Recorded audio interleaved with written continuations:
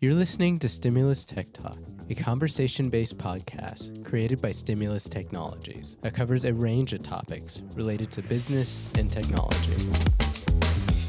Welcome to Stimulus Tech Talk. I'm Sherry Lip, Marketing Manager at Stimulus Technologies, and I am here with Stimulus Technologies CEO Nathan Whitaker. And today we are going to be talking about what if your IT guy left tomorrow or today. Welcome, Nathan. Thanks, Sherry. Welcome everybody to the podcast. We've mentioned an IT guy in a few other episodes. What do we mean when we say what if your guy left tomorrow? I think a lot of small businesses, especially, but it could be a larger business that's hired an internal IT guy. Um, so we can, I think we'll talk about the same thing. So if you have one person that you rely on to handle your IT, what happens if they leave tomorrow? That means that y- all your knowledge and experience and everything that's involved with running your technology in your business leaves with that person. And it's it's difficult to surmise how impactful that is for businesses because they really do hold a lot of keys to the operations of the company. I think, it's definitely a little more difficult for a company to recover from somebody leaving or getting hit by the proverbial bus. Because a lot of times with a single IT guy or gal, um, they probably don't have the systems in place to track all your logins, software vendors, access, everything like that. A lot of times, they're keeping it in spreadsheets or in their head, and to recover from that can be really quite difficult. I'll give you an example that we've ran into in the past, and it seems pretty simple. But if your IT guy, for example, is handling your domain registration for your company, so if abccompany.com is your domain, and you've relied on your IT guy, whether it's be an outside IT guy or internal IT guy to handle that registration, and that person suddenly goes away and he's the one that's on your account, and maybe the person with the email and the contact information, and let's say it's an outside person, and so they've been the one handling all of that, and then suddenly they were using maybe their credit card to renew that, or the credit card expires and those emails are going to that person and they don't respond because they're either no longer around, no longer doing the work, or they're not doing the work for you. That domain could expire and all your emails stop, your web traffic stops, and suddenly you're having to recover that connection to your domain. And these domain registrars don't change that very easily, and it could take days or even maybe a week to get that changed over, whether it's to a new credit card for billing or new contact information.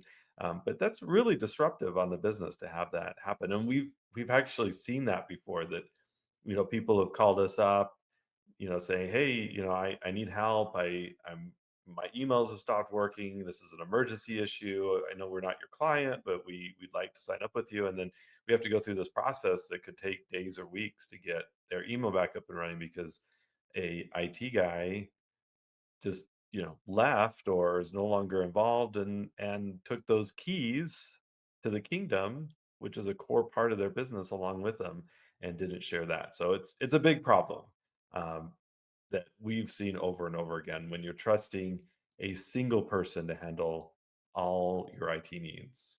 And could somebody actually lose their domain if somebody snatched that up if it expired? It can.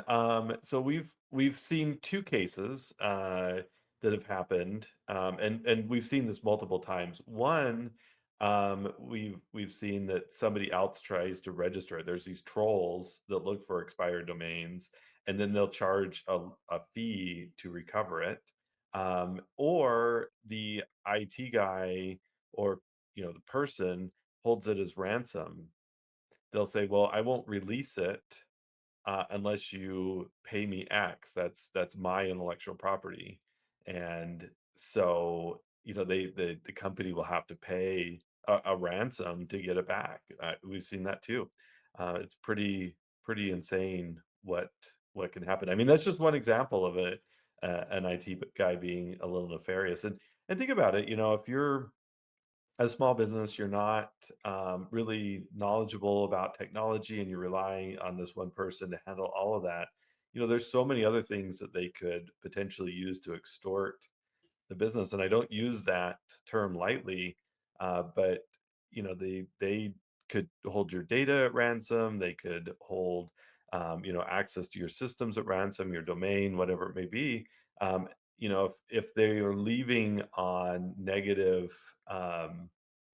terms, bad terms with the company, they could, really cause a lot of problems. And I think that's one of the reasons why small businesses hold on to their IT guy that's in a bad relationship for a long time, because they do feel exposed by that, and worried about how a disgruntled employee could do damage to their business. And it's really unfortunate that that could happen. And so, ensuring that you have information on your company, and that you're not relying 100% on a third party, whether it's a IT guy, internal IT guy, or external. Um, you need to have that information inside your company. That's proprietary information that you hold.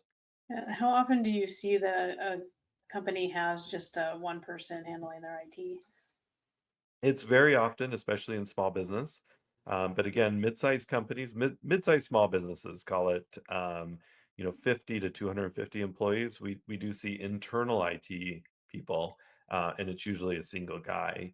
The other thing that I see with a one guy scenario that's a problem, whether it's internal or external, is you have the same person crawling under your desk to hook up printers and computers as you have that's supposedly handling your cybersecurity and these high-end uh, thought related processes. And it's a different skill set. So it's like the idea of hiring a handyman to work on your house. um, but you're asking him to do electrical and plumbing, and maybe put in cabinets and doors, and paint and all that with your house. And there's just different skills for different things. So, they might be able to fix, a sink, but I wouldn't ask a handyman to come in and construct my multi-million dollar custom home. And that's kind of what small businesses are often doing with hiring one individual is, they're expecting this one person to both, fix the sink in their house, but also, construct their entire home, and make sure that it's secure and protected. So it's a very different skill set and capabilities. And I personally wouldn't rely on one person to handle all of that. And what are some signs that maybe the one person can't handle the job, or it's, become too much? That's a good question. How do you know? Because that's one of the fears I think a lot of small business owners, small business executives, worry about, is they don't know IT, and they're relying on this person to be the quote unquote expert. And so it takes a little bit of knowledge on the owner's part to ask the right questions of the IT provider, especially if it's the one guy. So some red flags. I would worry about is if you ask your IT guy to provide you with a full list of access controls, usernames and passwords to all your systems, and they are unwilling and don't want to provide that to you. If you ask them to prove to you that, like backups are running well, maybe show you how, controls are working inside your system, any alerts that you're receiving, things like that.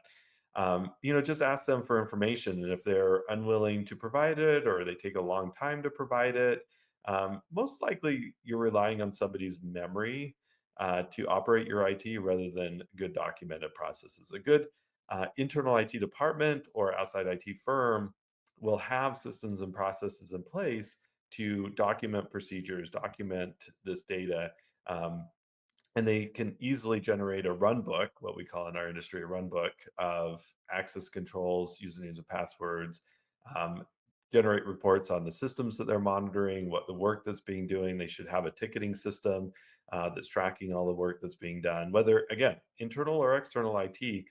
They should have all these systems in place. And if your IT guy is just running around putting out fires all day long, really doesn't generally have time to document the work and manage these systems. I have seen some that are really good at it, that can do it, and they usually charge more. Um, but it's still difficult because that guy that's really good may go on vacation sometimes, hopefully may get sick, may have family issues, whatever it may be. Um, you, you're relying on somebody that's not 100% available because nobody really is, there people need to take time off. They get sick. Things happen in people's lives. And so relying on one person is really putting your company a potential harm for some outcomes. So, especially if you're a growing small business, or you're thinking that you're big enough that you want an internal IT guy. Never hire just one. If you can afford an internal IT team, make sure that you have multiple people with different capabilities and can back each other up. And then spend the money on the tools and systems that you need to have in place to also protect your environment. It's not just hiring the labor, it's also still buying the tools and capabilities from outside vendors to supplement them that they use to do the work that they need to do. How often do you see where, I mean, there's sole proprietors who kind of do what we do, except on a very small level. They're a single person, and then there's like, how often do you see when people are like, "Well, my brother-in-law knows IT," or what, something like that? We see it a lot. A lot of clients that especially growing small businesses, they might have started out that way with a friend, brother-in-law, maybe somebody that works in IT during the day and is willing to do a little bit of work at night.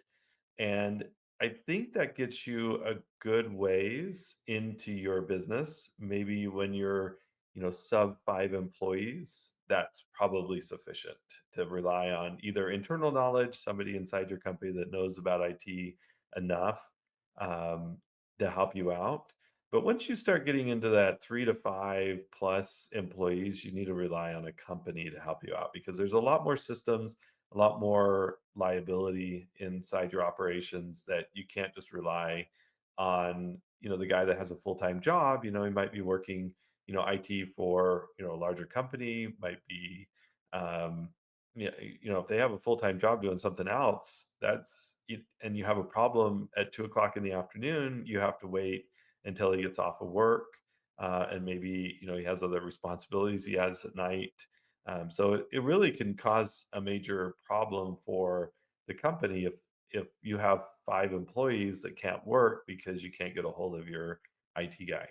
How often is an internal IT guy maybe not just doing IT? Have you seen where they're wearing a few hats? Yeah.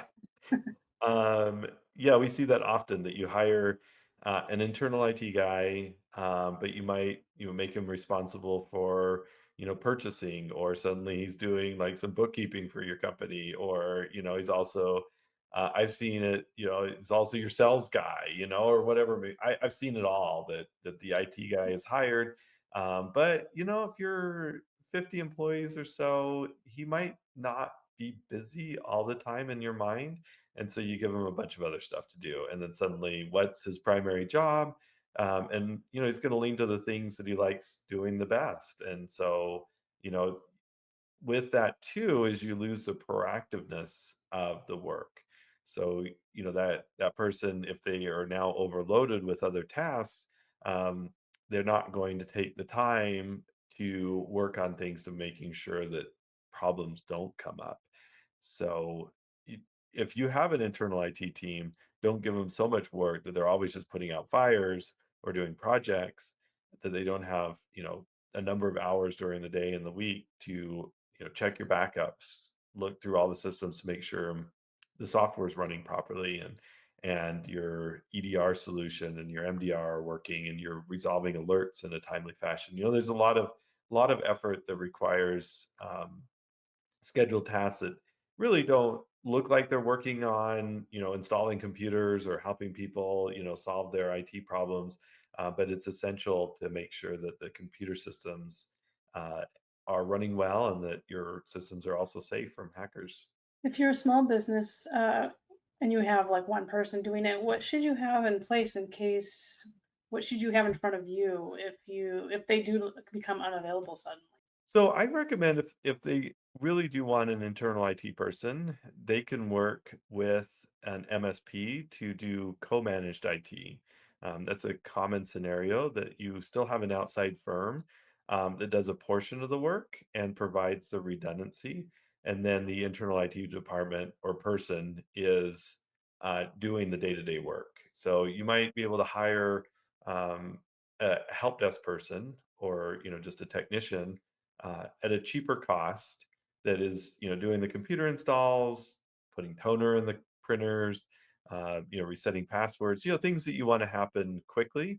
And that's what we find is a lot of small businesses hire an internal person because they want it done quickly. They want somebody on site that the team feels comfortable with, that they can walk into that guy's office or gal's office and get their problem solved quickly.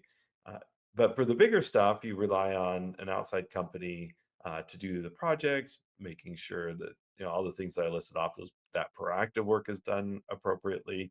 And if that internal IT person is on vacation, takes a day off, calls in sick, you still have somebody to contact in those events. So we do that with a lot of businesses. We also work with companies that may have like a software system engineer or software engineer, maybe a compliance engineer or compliance person inside their business. And that person is solely focused on managing the software, the line of business applications, maybe doing some software development. Uh, and it's a bad idea to think that that person is capable of also handling IT. It's a very, writing software is very different than handling IT services. And I come from the background of both. I mean, it's very different hats that I have to put on when I do software development versus IT work and networking and cybersecurity.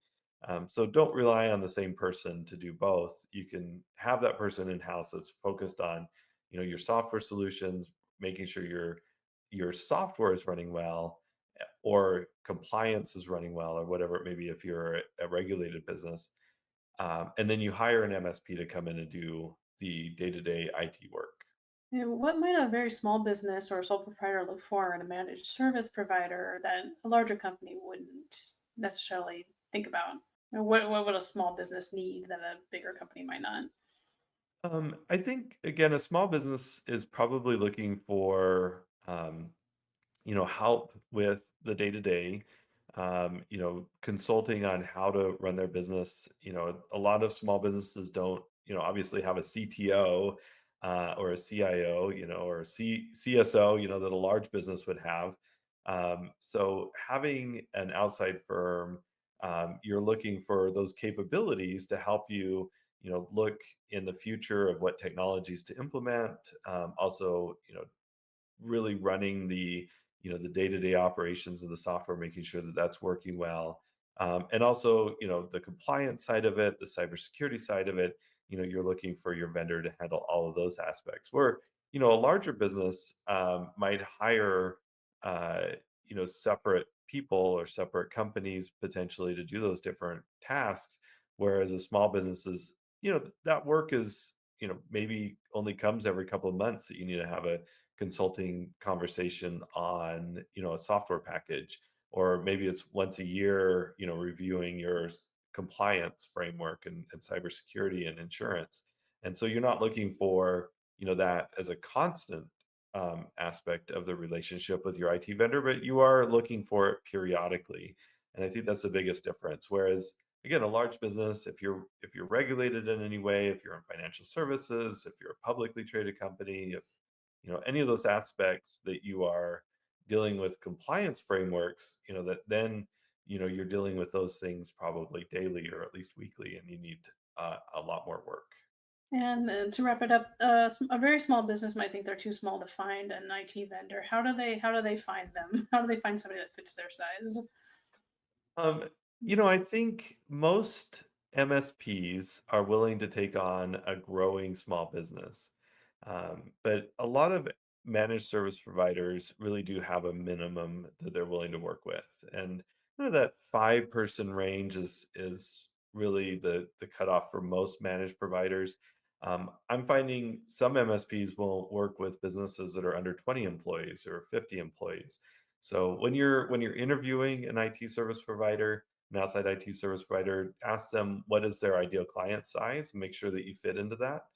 And you may get a quote from them, if they're saying, well, our ideal client size is 20 employees to 50 employees, but we work with smaller businesses. You might find that their quote's a little bit higher because they have, minimum amounts that they're going to charge. They might say, well, I minimum amount is $2,500 a month.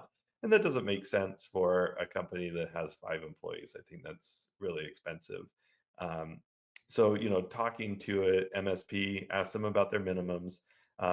Quick searches online, interview 3 to 5 different companies, find out about their processes, how many team members they have, how they handle, on-site and remote work. Do they outsource or offshore any of their work? If you want to deal with only US based or maybe local employees, find out how they do that. A lot of IT providers are offshoring to save money. And if you don't want to deal with offshore employees, find that information out too. But collect this information in interviews and find out how they operate, but especially, what type of clients they prefer to work with. Um, so we have our defined client size at Stimulus. Our ideal client will go down a little bit smaller than that. We have pretty small minimums that we've defined because we work in a lot of rural areas and a lot of areas that have small businesses, 3 to 10 employees, and so that's an area that we've developed plans around to help those companies out with their IT needs at a reasonable price. So just talk to to a couple of different vendors, see how they work, make sure that it fits your budget and what you're looking for. And there are different sized MSPs out there that will work with different markets. I would really suggest, though, that you look for a company that has, multiple team members. Don't just find that IT guy because I find that is the worst situation in the end because it's the most difficult to recover from if that person goes away. So there's plenty of MSPs out there that can service you and help you out in your specific needs. All right. Well, thanks, Nathan, and thanks everybody for listening.